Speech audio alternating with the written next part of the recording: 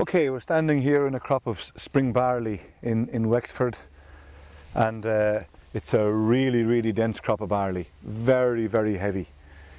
There's no major fear of it standing wise, but it's so heavy that if it got a little bit too much nitrogen, it'd be hard to imagine that standing up. But as I say, I don't think there's any major fear of that happening nonetheless. I think given the fact that there's a lot of mildew on it, and given the fact that there's word that Mickle has broken down to mildew this year, it's perhaps not surprising that, or sorry, it mightn't surprise me to hear that it would be Mickle. If we can see plenty of it there on the leaf, different parts of the leaf, huge amounts of it on the stems in places, and in particular you'll nearly always find more mildew on the weaker tillers, and even the leaf above it here, for what's left of the green leaf, it's nearly covered in mildew. There's an aphid after popping off as well, young aphid, so there's obviously an aphid or two about the place. I think the thing that is always important to say for mildew is that it's raised on the surface of the stem.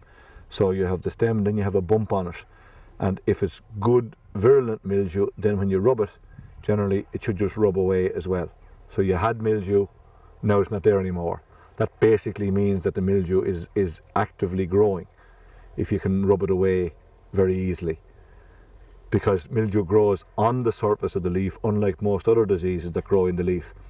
And when I've washed it away, you can see here brown stains that remain where the mildew had infected the stem. And that's something that you'll often find on the leaves as well, where you get stains on the leaves and you wonder, oh, what the heck was that? What is it? What was it?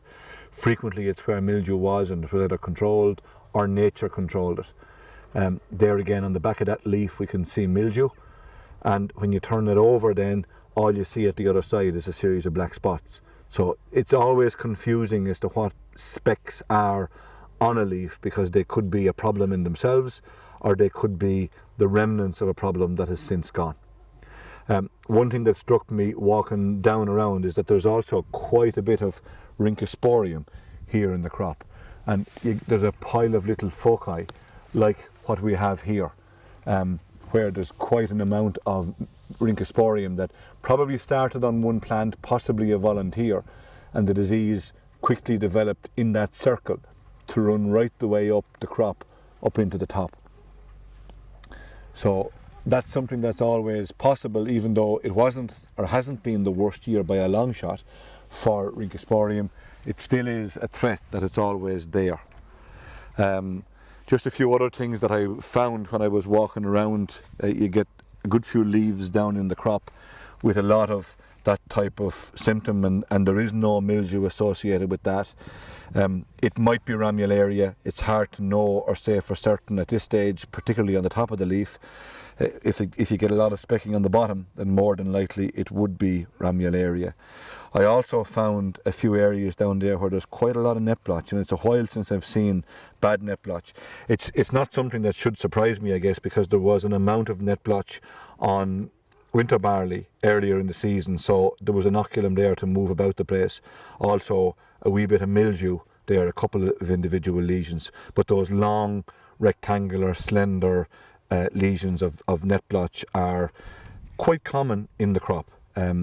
It's called net blotch because generally as those individual lesions tend to meet one another, you tend to get growth across the lesions, so generating a net type structure to the appearance of the lesion, probably more easily seen in there. A lot of those ones have crossed from left to right, and that's net blotch. It's another wet season disease, and we had spells of long continuous rain that certainly will make it happen. I pulled this plant for I suppose two reasons. One, I was wondering about the yellow leaf on top and is it BYDV, and I looked down another leaf and this leaf is also showing kind of classical yellow to the top of the leaf.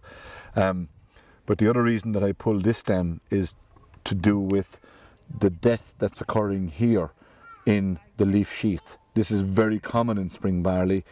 Generally speaking, it's ignored. Normally when you open it up, you can find the little white larvae, and lots of them, like that little fella there. I was going to say at the top of my nail, but my nail is too big to find him, so I better go for the blade of the knife. And he's now making his way to my nail, probably to hide behind it because they don't like being left in the light. But this little fella here, tiny little white fella, that's a young trip. There's another one just up there again at the top of the leaf. And when the eggs are laid here in the leaf sheath, and as they grow and feed, they tend to destroy. Whether it's through toxins or what, I don't quite know how they destroy it, but they do destroy the leaf sheath, which, if the flag leaf was still green and alive, would probably be affecting the distribution of nutrients there in some way. This is not in any way rare as a symptom. Indeed, it's very, very common. It's quite possible that a number of those trips, which I said earlier, will be black when they mature. Little small black fellas, exactly the same size as that. And you'll find yourself rubbing your face frequently because one has landed and they tickle your face. But they do this harm on an annual basis. Whether it's economical to control them or not, I have no idea, but they're there every single year. But this crop is good. Certainly a number of areas where there's yellow leaves on the top, you'd be suspicious, or I would be suspicious, that they are barley yellow dwarf virus. But as in much of what I see this year, a yellow leaf on top, but the leaf beneath is completely healthy.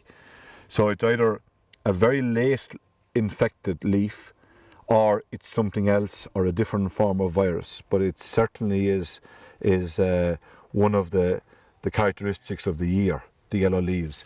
But in terms of strength, you know, there's a good bit of resistance there to the hand, and generally speaking, you push it, you let it fly back up, and she should fill the space that it vacated. And that's kind of what I would always be happy with. So in the hand, or I generally use a stick, an amount of pressure, not too much, don't break it, let it go, and is it filling the hole or is it leaving a V? If it's filling the hole, generally there's a good bit of resilience in it, you'd expect it to be able to stand. If it's leaving a V, if you got a prolonged period of damp weather, there is the risk that the thing would start lying over, not be able to come back up, and spots of lodging could result. That would be the danger. But all in all, a very good crop. Like many of the good crops that are out there this year, unfortunately, the odd crop that got really badly affected by the drought in April and May, particularly later planted ones, and the ones that got virus after that, and they never really recovered. They never filled up. They were never able to go back in and show the vibrance of density that's in that crop. So some of those, unfortunately, may only be mediocre crops, or at least parts of the crop may be mediocre, and the rest of them could be quite good.